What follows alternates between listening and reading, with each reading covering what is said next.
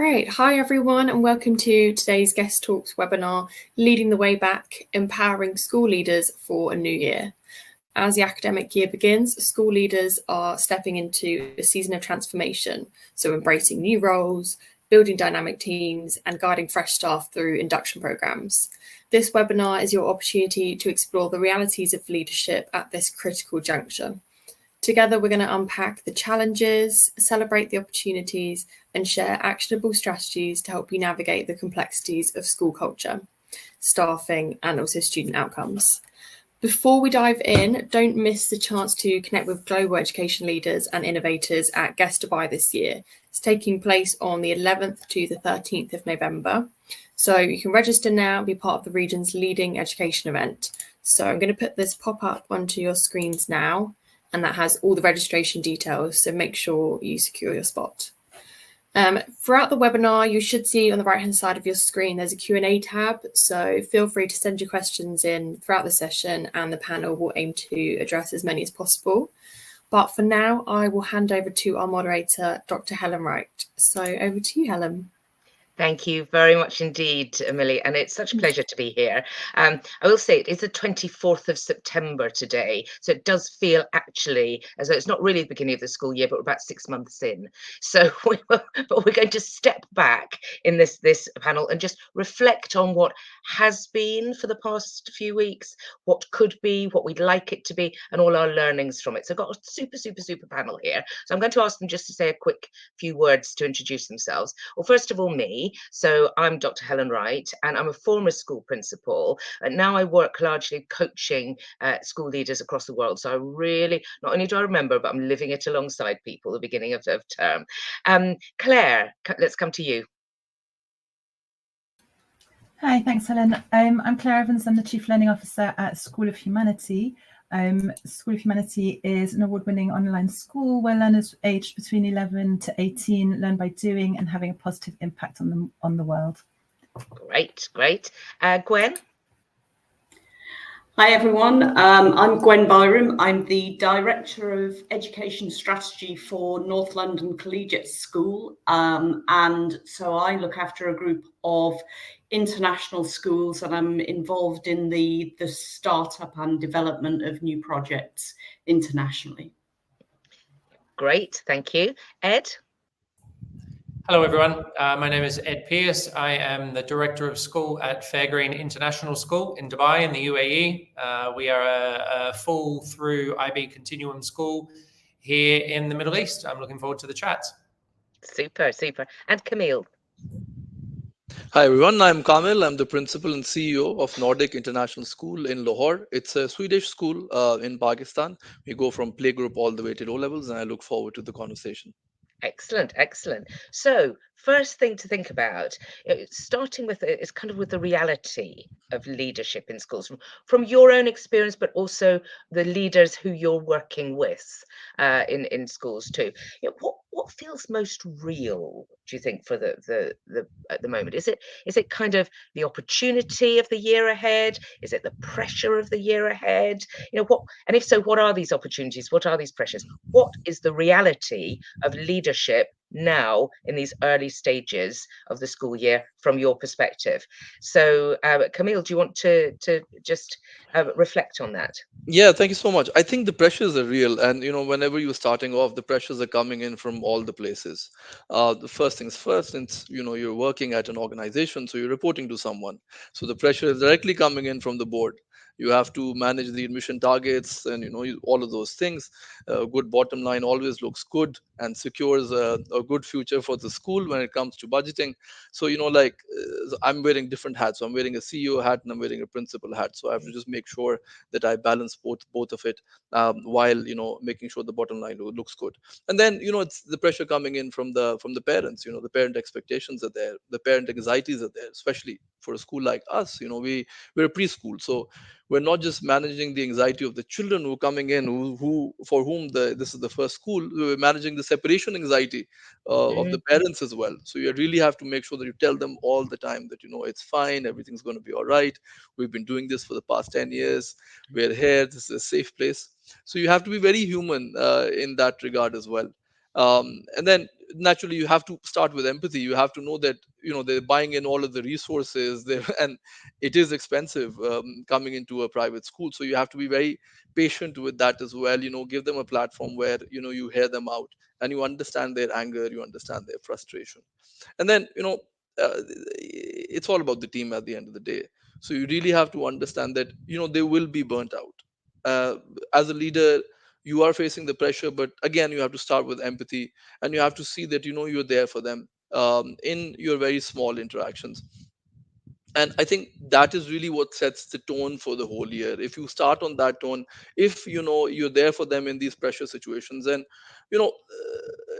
in Pakistan, you just don't know what it's going to look like just to give you an example, the first the day before the school, we had no electricity. The transformer malfunctioned, so we had been preparing for this day for the past 3 months, and just right before the start, there's no electricity. So that's where the team comes in. That's where we practice the value of responsibility. That's where everybody says, all right, let's make this happen. Let's contact the authorities. Let's work it out. Let's make sure that we have a good start. That is where you really manage the fears. You manage you manage the anger. And I think as a leader, that's something which is very, very important. And by the way, the transformer issue is still pending, so it's still ongoing. That really resonates. And in fact, you've covered loads of things there. And as you're talking, I'm just thinking, because I sit on the board of a school in Hong Kong, the Dalton School in Hong Kong, and they've just had that super typhoon, which has just come through, and so much has needed to be swept up and so on, and people are working at it. And that's accentuated, isn't it, at the beginning of the year? But you've covered so many things there, Kamil, that we're going to unpick some of those, I think. But first of all, Ed, listening to Kamil speak, does that resonate with you? Can you hear something in there about the pressures, but nonetheless underneath the pressures there was some optimism and positivity too? Does that resonate? And some of it resonates, certainly. I mean, one of the privileges here in the UAE is that we have a reliable energy source. And so we typically, when you turn the lights on, they do come on. So I can't empathize too much with that situation. But the other lens that I'd look at this through is that the start of the year is also one of high optimism in school, because typically for most staff that are coming in an academic capacity, they've just had a break. They've just had 4, 6, 8 weeks of break.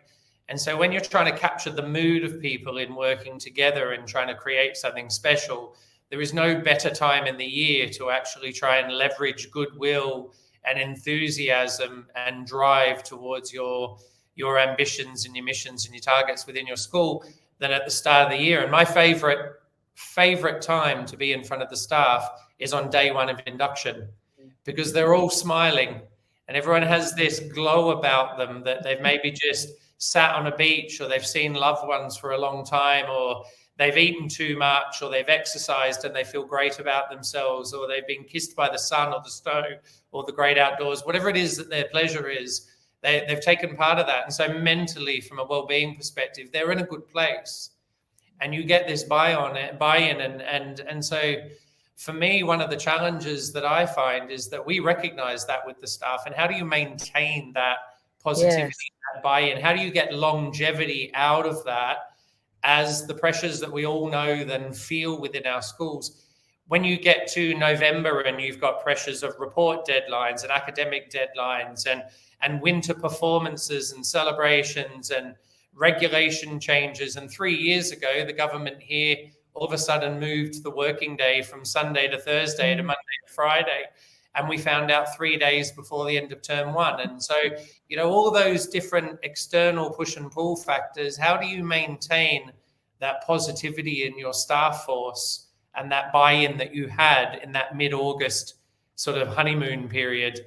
I think that's one of the greatest. It's an enjoyable part of this part of the year, because you can start to see now, as we approach the end of September, you can start to see that change in the seasons, and the mood is starting to creep in. And we have to be really proactive in the way that we address that with staff.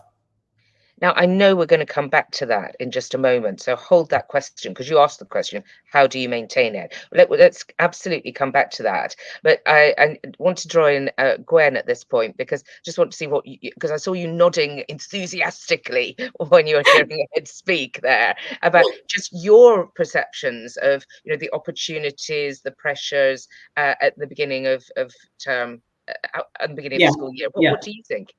I think, look, I'm very much with Ed that there is a real opportunity, and it is wonderful when I sort of catch up with all of our principals as well, to say we're going into the start of the year.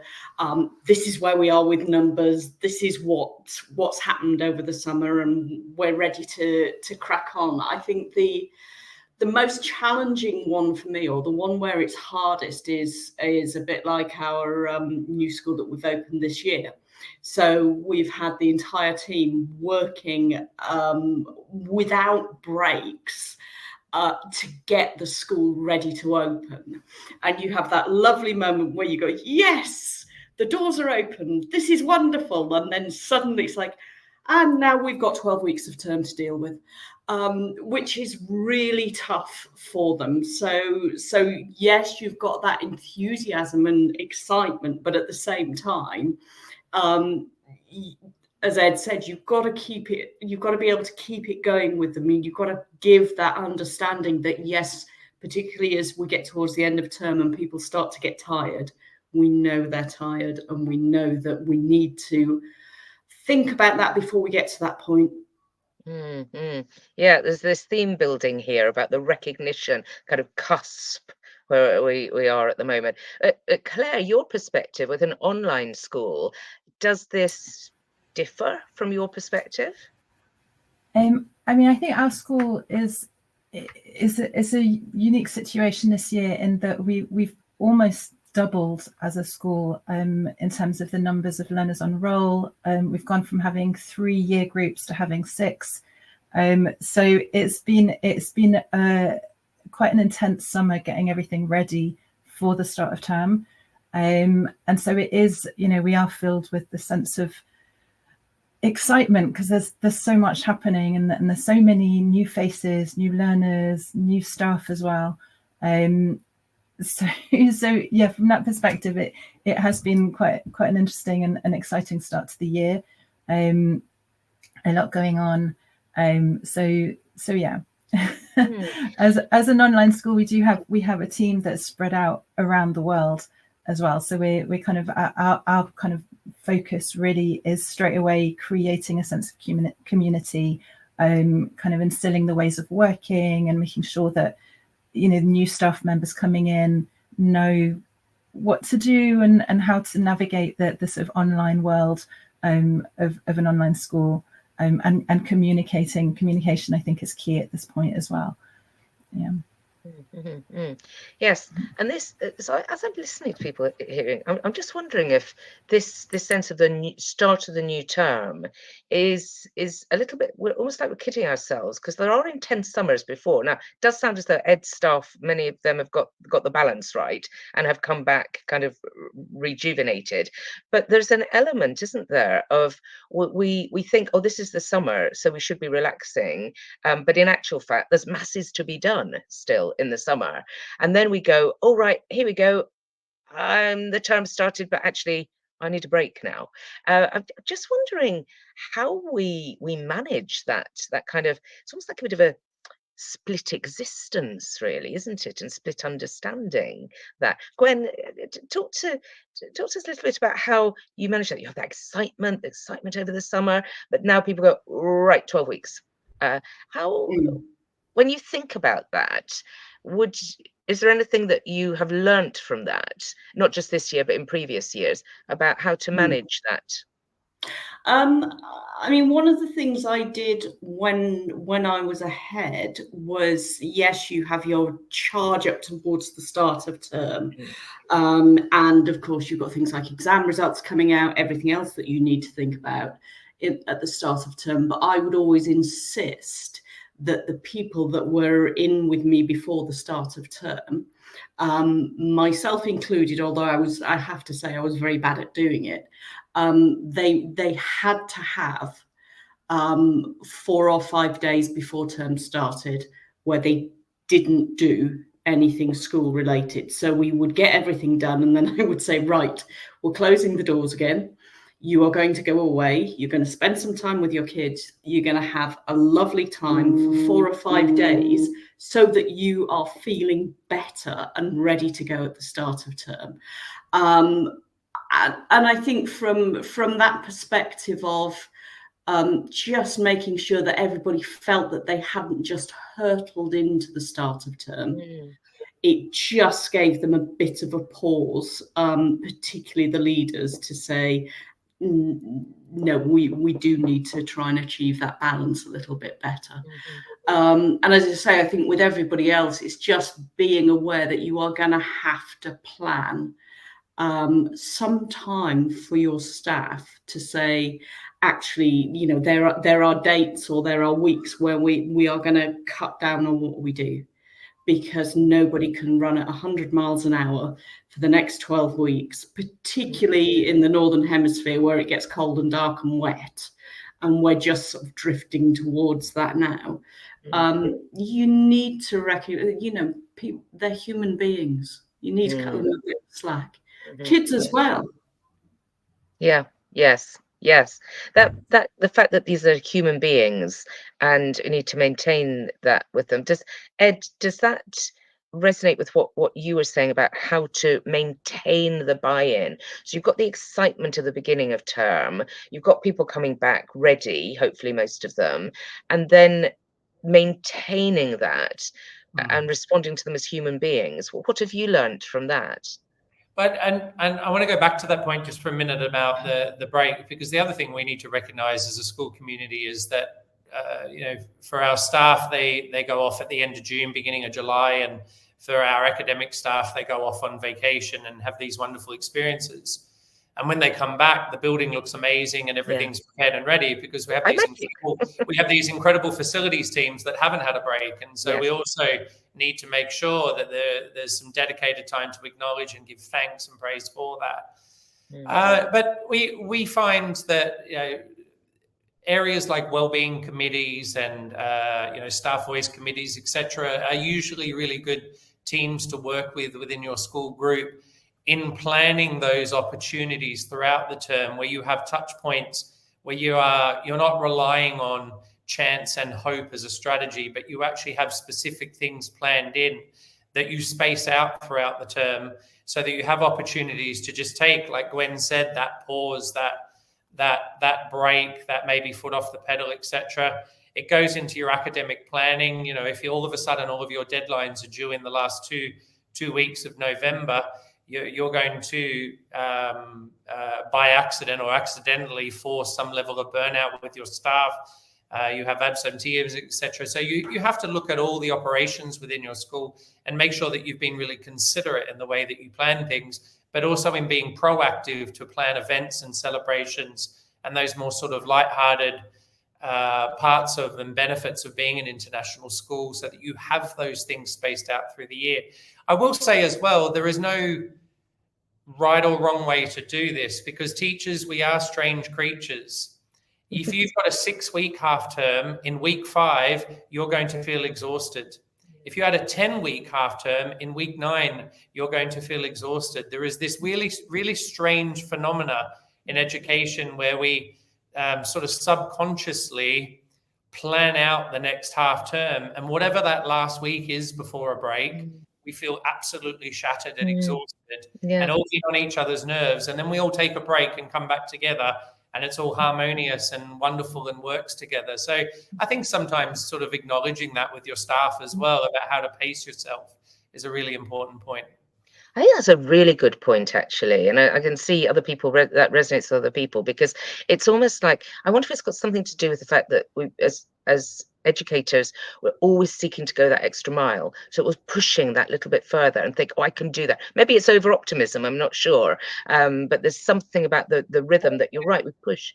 We're so regimented in education. You know, you think that there's no other profession that tells you when to have a coffee, when to have a break, when you should eat your lunch, when you're allowed to go home, when your break time is. You you relinquish it, you spend all those years of schooling, you then train and then go into the education field. You become used to being told when to think, when to rest, when to take a break. And I think you have to acknowledge that sometimes and plan around that with your staff.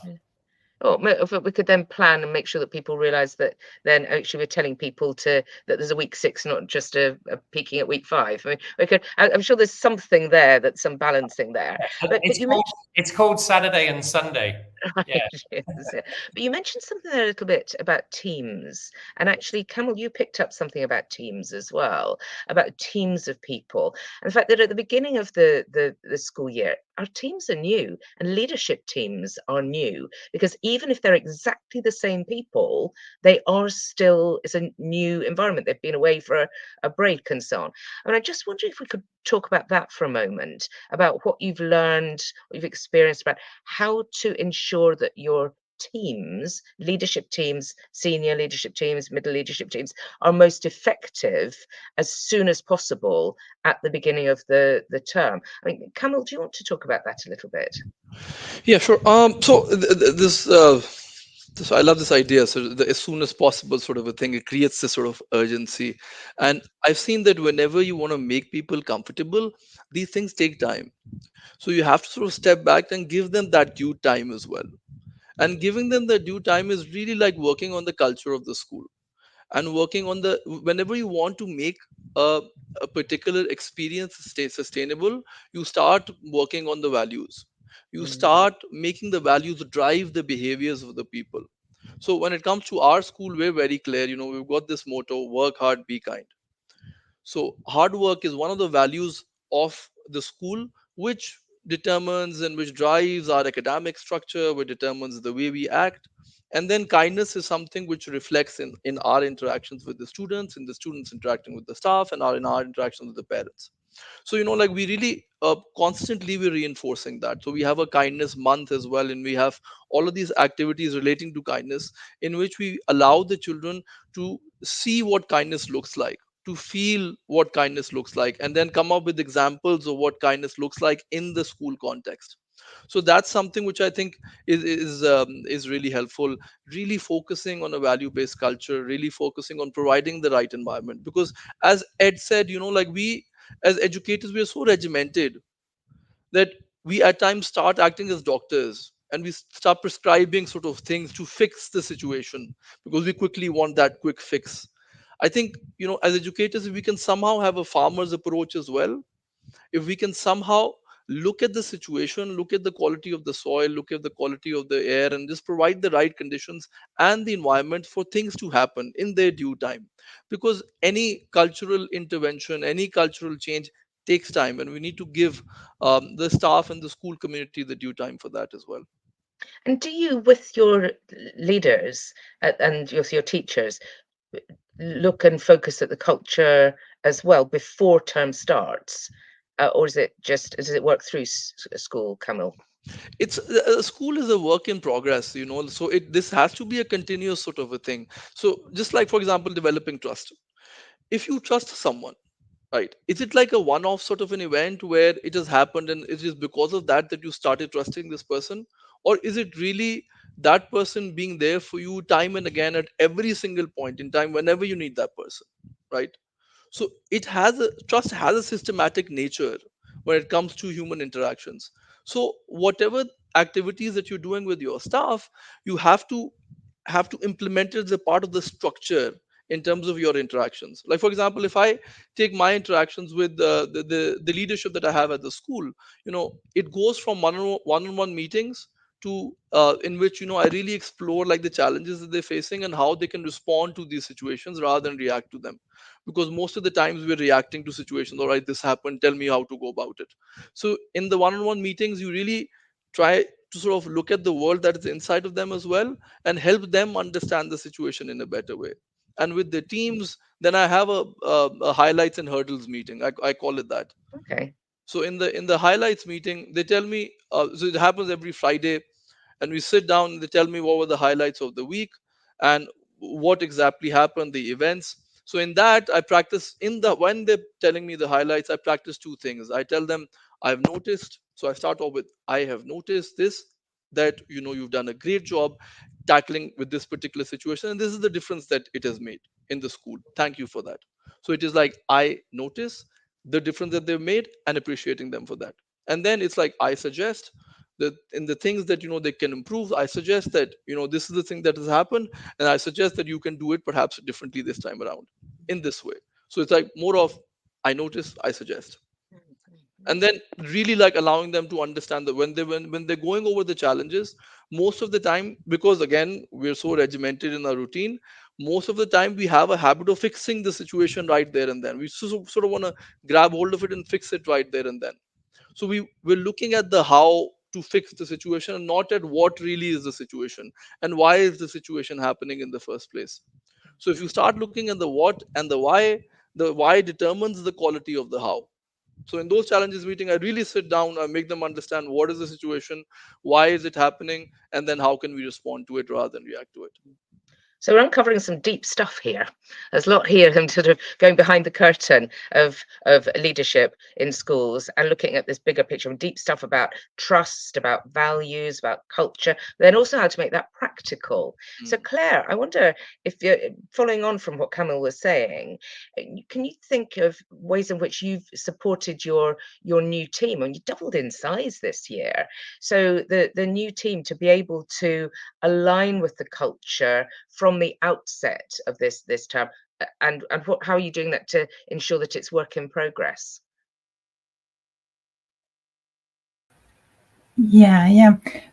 So we have grown considerably this term. So that we have a period of onboarding and training for our staff a couple of weeks before the learners come back, and we actually have a week of orientation for new learners, or for all of our learners actually. So it kind of is a gradual lead in to the actual start of term when our sessions begin. In fact, the sessions just began this week, so this is our first week of sessions. But in terms of the team, we've been working together now for 3 weeks. So I think really having that period is crucial, actually, having that time to build the team culture, to get to know each other, to explain the ways of working, and what the expectations are at the school, and what do they need to know, who they can reach out to, for support, and so really helping them kind of just establish that network and that team, and how they can communicate, and generally just building that sense of community. In terms of supporting the staff, yes, we have weekly meetings. So we've got middle school, which we've literally just launched this year, so it's very exciting for us. So we've got the middle school and the new team who are managing the middle school and working with the middle school learners. We've got foundational, which is our grades 9 and 10, and then we've got the advanced, which is grades 11 and 12. And actually our first cohort is going into their grade 12. So we've got our first sort of, last year learners.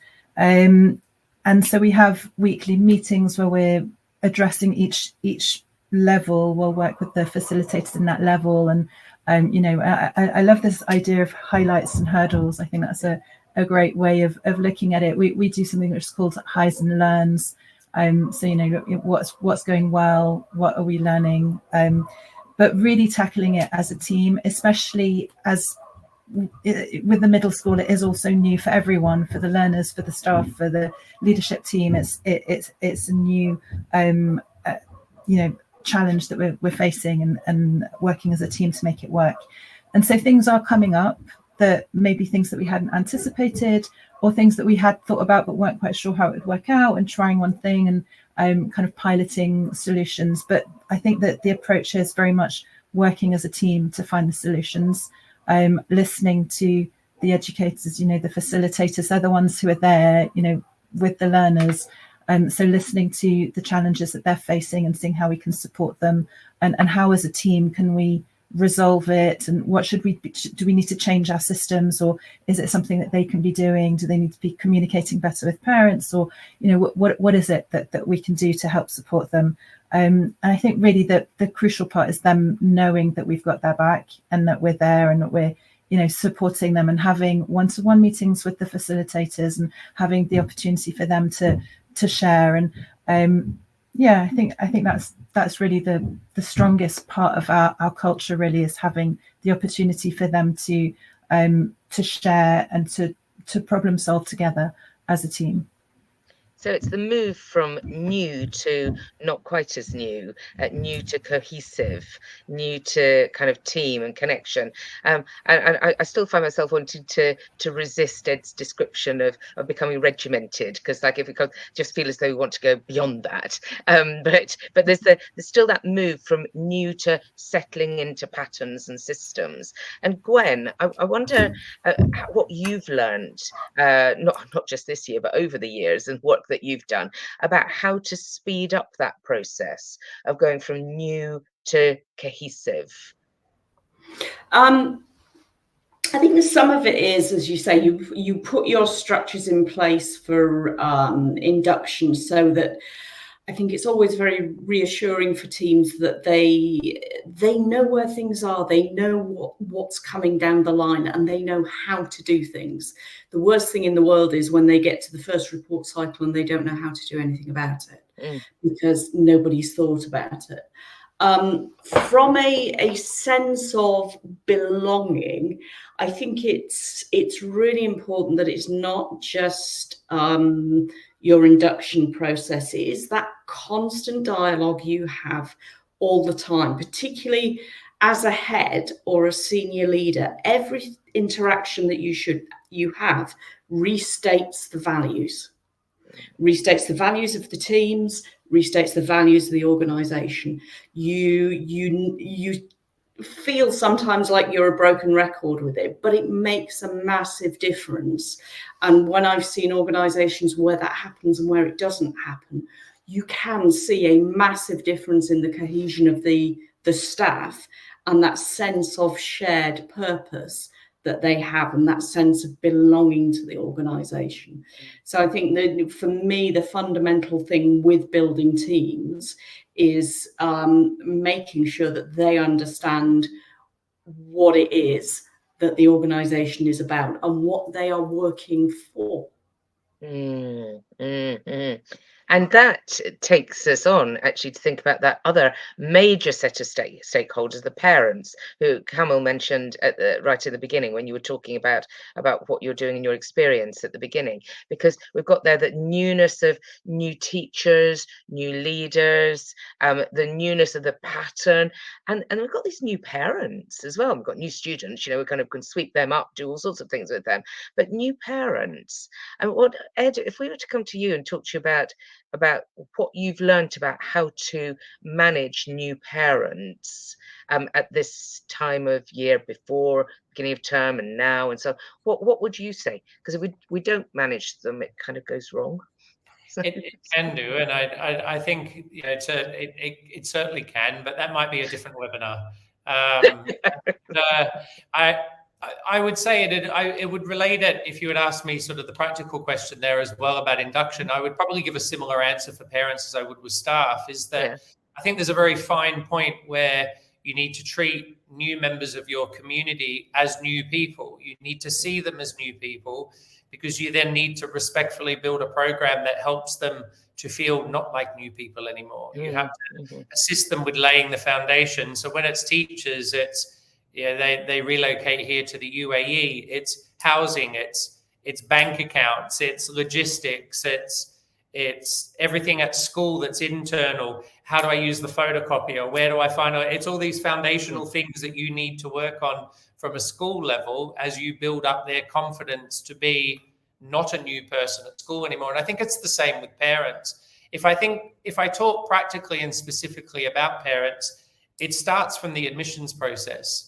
From the first inquiry that comes into your school, if you are clear about who you are and you're true to your identity as a school, and there is an alignment between what a parent and a family is looking for and the values and their expectations and your provisions as a school, you typically have a happier starting point. In other words, if you're not making false promises and you're not selling yourself as something that you are not, and the parents understand what it is they're looking for, and you can help with that, there's usually this alignment there as a good starting point. But for me, if I was to give you one practical example of, I think, where the strength of our parent induction for new families coming in is it's on the quality of communication. There is no such thing as over communication in the lead up to the start of the school year. Here are the practical elements. Here is the language and the vocabulary that might be a bit unique to our school that's going to drive you crazy. This is the uniform. This is how you buy it. And if they've run out of stock, this is what you do about it. These are the communication channels that we use as a school. We use these ones to tell you everything wonderful about our school. We use these ones at this frequency so that you know where to go and how to find out things. This is the purpose of our website. This is what we'll tell you as an education team, and this is how we'll support you.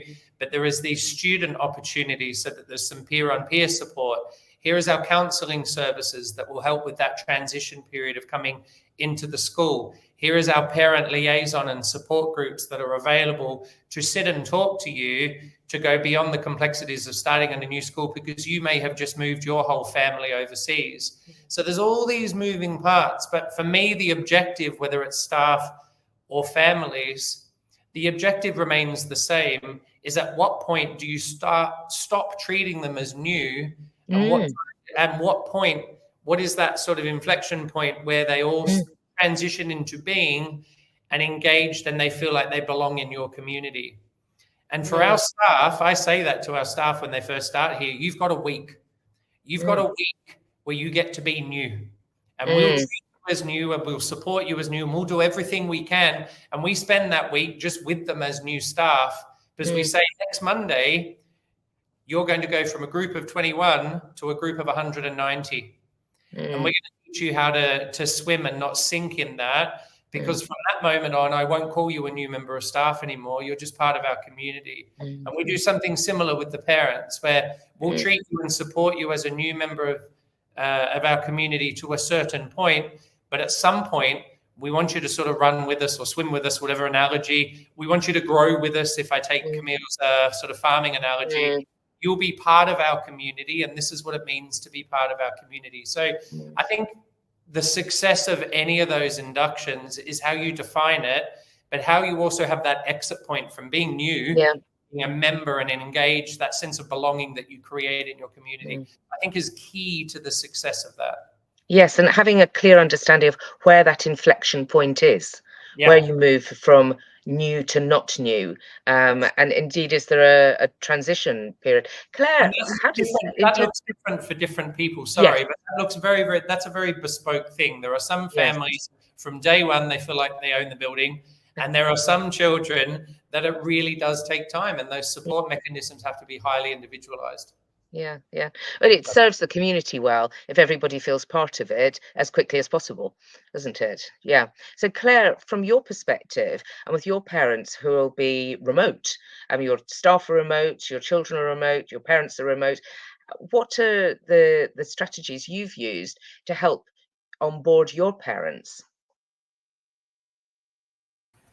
So we have a parent orientation. So in that first week of term, when the learners, they essentially go through a week of orientation where they're meeting their facilitators and kind of learning about the school and the ways of working and expectations and so on.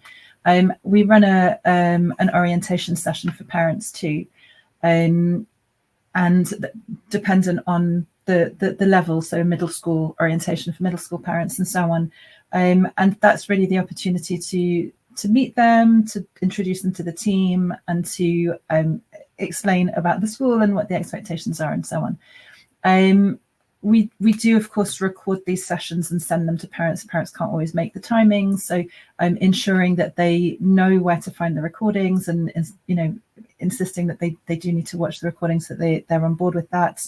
And then we have Slack groups, so we use Slack as our kind of communication channels, and those are very active. So we communicate with any update, any things that we're sharing with the learners. If they we call them signposts, so we signpost what's happening this week, what materials do they need to bring in, and what to bring to the sessions. But so we create a community that way by just having constant communication, and so that parents know that they can reach out to their facilitators or leadership team to ask questions, to reach out for support. And they can also reach out to each other. So the Slack groups are open to each other. And we also have regional Slack channels. So, parents who are in Dubai, for example, that they'll be in a Slack channel and they can reach out to each other to ask specific questions related to, something that more sort of regional or local. And then just having ongoing meetings throughout the, opportunities for them throughout the term as well, where we do have, we'll run a workshop for parents, for example. Well, we might have a guest speaker who comes in talking about AI in education or something like that. And then we have a parent community as well. A parent committee. And they actually run monthly parent pod meetups, which was an initiative launched by the parents, but it's an opportunity for them to get to know each other. And I think there can be a sense of feeling a little bit isolated because we are a remote school. In some regions, we have many families. Again, Dubai, for example, there are a lot of families who are in Dubai who are in our school, but then we've got some countries where there's one family, and so they can have a sense of isolation. So that's something that we do want to kind of prevent and ensure that they do feel that they're part of the community. And the parent committee with their parent pod meetups, that was a way of kind of bringing people in and making sure that they have space to get to know each other and to ask questions and just generally feel that they're part of something bigger. So I'm listening to you speaking, and there's a lot of use of technology in there. And Kamil, when he was speaking about parents, there's so much face-to-face and the immediacy, particularly with younger children, and that empathy. I'm just wondering about technology, and I'm going to just throw the AI word in there, because if we're talking about things that are new and developing and so on, then AI is definitely one of those things. And this drive for the AGI, when we get there, and I think when I've watched The Matrix, it will take us over, don't they, at that point? But I mean, anyway, at that point, it's just that in schools, how are you addressing the issue of AI? How are you utilizing AI? Has AI helped you in any way in terms of supporting teachers already, helping them to be part of the community? Just want to throw that out there, a really broad question about, is AI on your mind, and if so, how and why? So, Gwen, I feel as though I want to come to you to start thinking about it. Now, feel free to say no. Got more important things, because the equivalent of your the electricity isn't working. But actually, what do you think? Oh, good God. Look, it's on our mind as educators, and has been for a couple of years, because of the opportunities, but also because of the threats as a result of it. I mean, on one hand, I think any school that says it's able to pick up all instances of AI submissions by their students is not being honest with itself, frankly. But also we are seeing it. I was discussing it with one of our principals this morning, the rise of the legalistic AI complaint letter from a parent. Where somebody has summarized how they feel, put it into and ChatGPT or whichever engine they're using, and ask it to produce a structured letter for them. I think where we're using it in schools at the moment, I think lots of schools have been in a similar situation, is it's been quite ad hoc. We've got some real evangelists, we've got other people who won't go near it. Personally, I think for me, the value has been in analysis of lots of data, analysis of things like meeting minutes, being able to take a recording of a meeting and summarize it. You still need the human element in there, but actually that's been a huge time saver.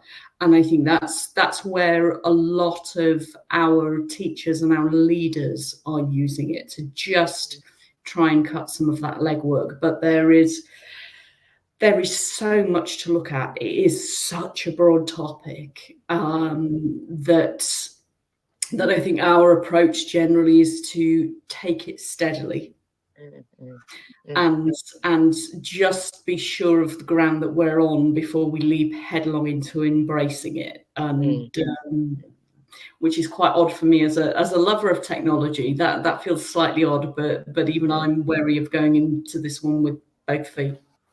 You certainly need the time and space to be able to think about it. And creating that time and space for leaders is really important. Kamil, what's your reaction to that? Do you have the time and space to think about this? And if not, how do you create that time and space?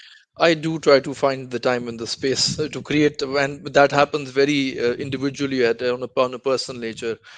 For that, like I do have a look at it in terms of, if I am using AI, what is really that one skill which is helping me improve my prompt engineering skills. So, and I've seen that it's really curiosity at the end of the day. The more curious you are, the more the quality of your input improves, and the more you're curious, the more you better understand the context, and the AI is able to give you a better output. So, and just an example, even in this conversation, the beauty of this conversation is that the context is so different. While I am talking about the start of the school in terms of it being a pressure situation, in terms of everything going wrong, Ed comes up with a perfect example of he has the luxury of things not going wrong, and like the operational start being such a great opportunity. And that's the beauty of it, that the beauty of it is to really learn, is to really be human. So the way I see AI as well, yes, it is complementing the systems, but at the same time, everything starts to look very similar as well. The communication starts to look very similar. All of the emails, you can really tell that it's written by ChatGPT. So you can see that. So whenever you see this on a personal level, whenever you see these paragraphs where there's a big dash, and you see the big dash, and you say, all right, this is ChatGPT. So, and the tone as well, it's lost the human touch. So it's lost that feelings, unless and until you're curious enough to really understand that you have to make it human, and you ask the AI to make it human. But then again, you need to have that skill to really tell that AI. You really need to have that critical understanding of the situation. You need to have those critical skills to understand the context, because the context really determines everything. So in this pursuit of allowing us for AI to replace our systems, I think we should not forget the human element of it. We should not forget that we need to promote diversity, both in our schools and in our lives as well, and not just promote diversity, but celebrate diversity as well. And again, being able to reflect on that, and in forums like this, but also in schools individually, so important. I mean, Ed, have you come up with a really creative way of using AI to support your school? I think yes and no, probably like all of us. I would say I think this is a bit of a personal viewpoint on this, but and I don't mean this rudely, Helen, at all, but even at the start of the question there, where we're talking about the question was phrased as the AI issue. And I feel that's slightly misleading in that the fact that AI excites me greatly. It scares the life out of me too, but I'm also highly excited about the opportunities. We talk about threats, and I think Gwen used the language there about threats and opportunities. And there are definitely a lot of threats within AI that we probably don't even fully understand yet. But my gosh, the opportunities are so exciting at a school level. And at the end of the day, I think we need to remind ourselves sometime, again, just my opinion, that AI is a tool. And Kamil was talking about the inputs and the way that then the exports and the things that we take out of it are used. I received a reference recently for a member of staff we were considering, and it had dear, parentheses, insert name. And then they had copied and pasted it and hadn't bothered to actually personalize that part in there. And the hyphen is another clue. There are so many clues of this robotic style and tone that come through.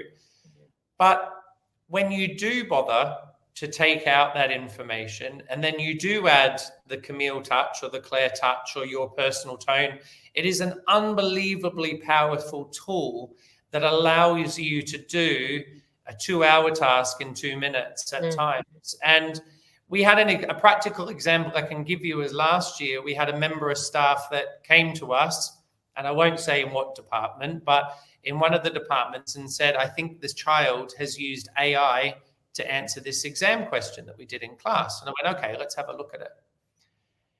And my response at the end of it was, well, if you asked me that question that is really just relying on regurgitation of facts, I'm sorry, but I would use AI too.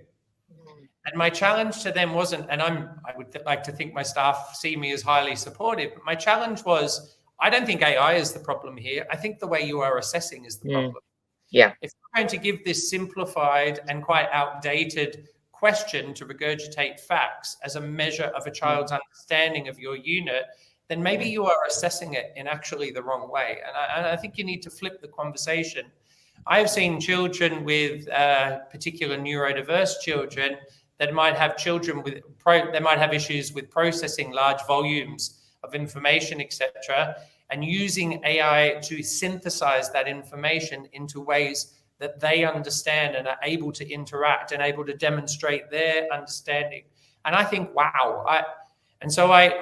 I'm not being critical at you, Helen, because it's a common sort of way of describing it. I don't see it as an issue. I see it as an unbelievably exciting opportunity, but to be done in baby steps. Yeah, and also I was being whimsical, so it's but also to generate thought. And I take you further in that as well, because we talked about AI, and a lot of the conversations are around AI that for assessment or not. And actually, I'm completely with you, Ed, on that. That is, what are we assessing, and where should we be using AI for that? We also talked about how AI can be really useful for even those legalistic letters or letters coming in, if it's a way of parents being able to frame what it is they're saying. Absolutely.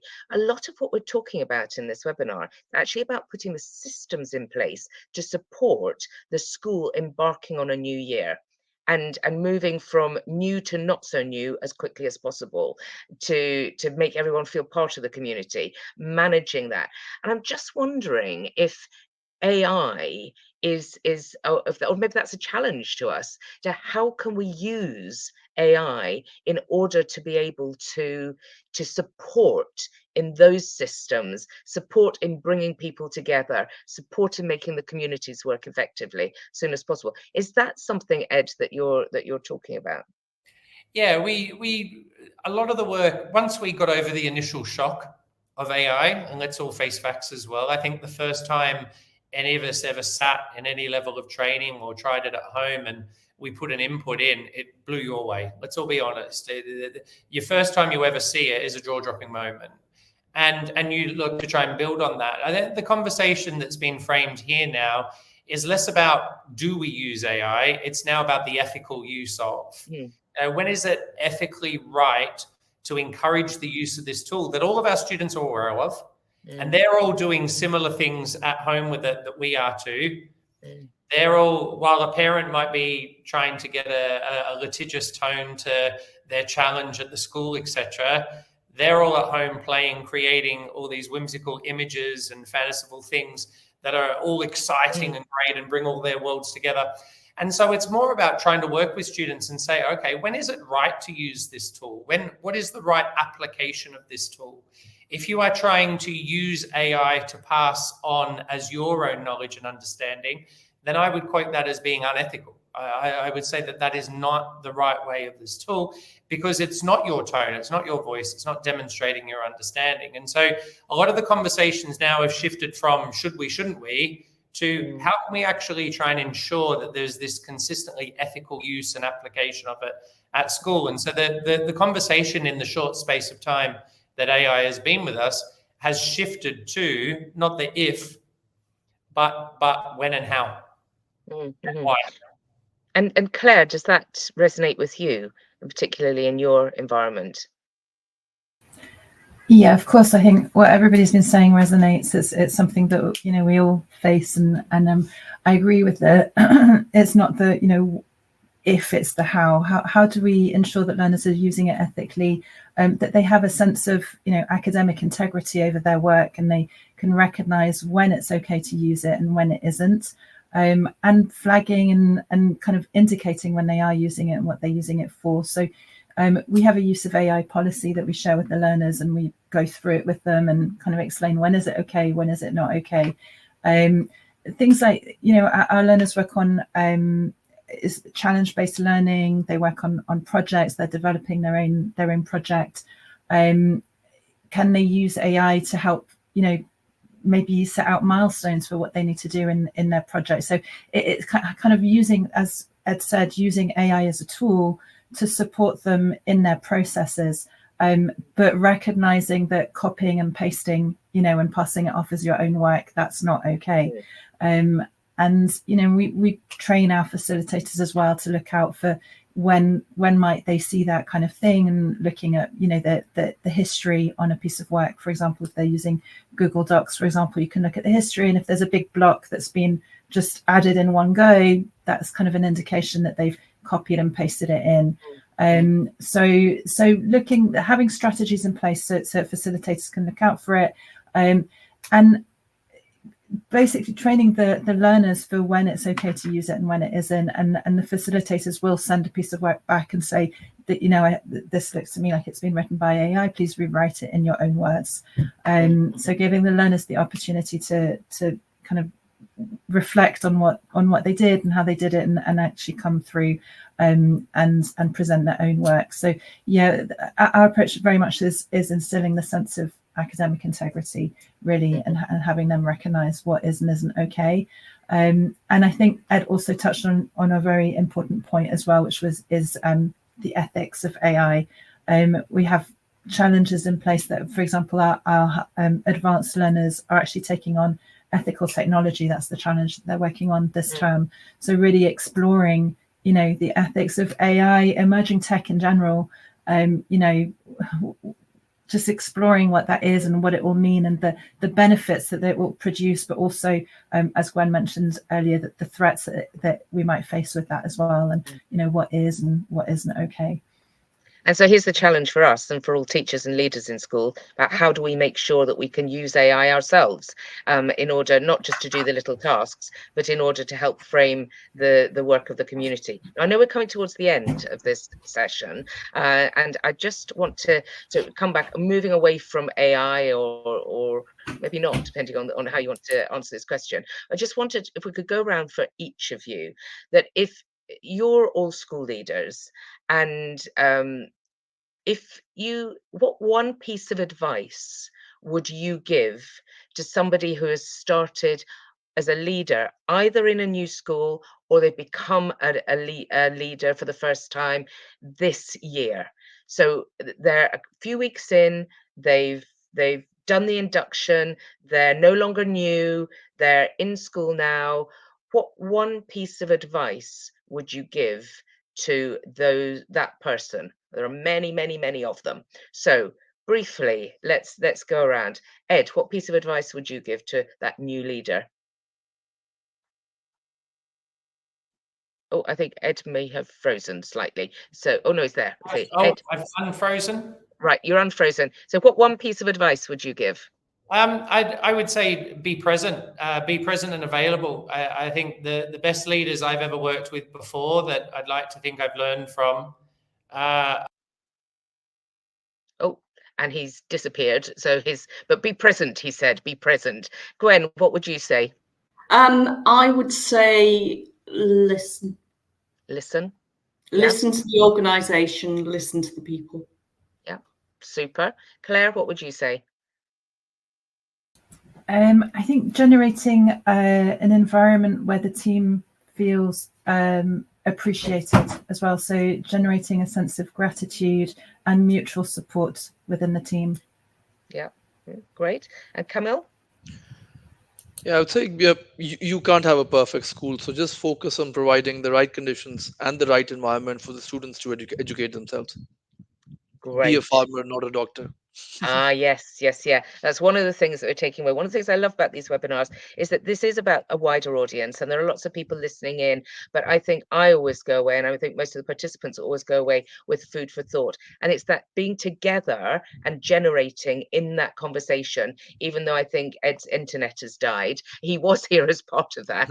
And I want to say thank you to everybody who's been involved in this, because I think we've uncovered some, as I said, some pretty deep stuff about trust, about values, about culture, about all of those elements that are important, but also been listening to this all the way through, how to make the new school year not new as quickly as possible comes down to strong systems and structures which are created in advance and which are practiced and honed and developed. And hopefully people listening to this will be able to go away and have a good idea of all sorts of things that they might take back to their school. And then we start planning for the next year, because one surefire thing is it's going to come around again.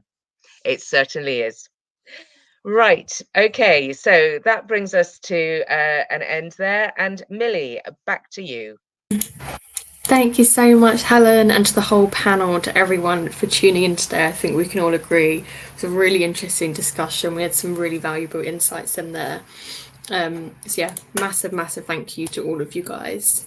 I'm just gonna put this pop up on everyone's screen again. So just a reminder that obviously GESS Dubai is coming up. I think it's only 7 weeks away now, or just under that. So it's going to come around super quickly on the 11th to the 11th to the 13th of November. Your chance to network with education professionals, discover innovative solutions, and gain inspiration for your year ahead. So yeah, if you click on this button here, it will take you straight to the registration details. If anyone is interested, this was a recorded session, so we're going to pop it up on the GESS Education YouTube channel, as well as the GESS Education website, and we'll send it out via email to all those who attended or weren't able to make it today. When we end the webinar, you will be sent to a survey page. So if you please could just take a moment to give some feedback, it's really useful for us and the conference team to make sure that we're delivering what you guys want to see. So yeah, massive thank you again for everyone for joining us, and hopefully we'll see a lot of you at GESS Dubai. So take care and goodbye for now. Thank you. Thank you. Bye. Thank you.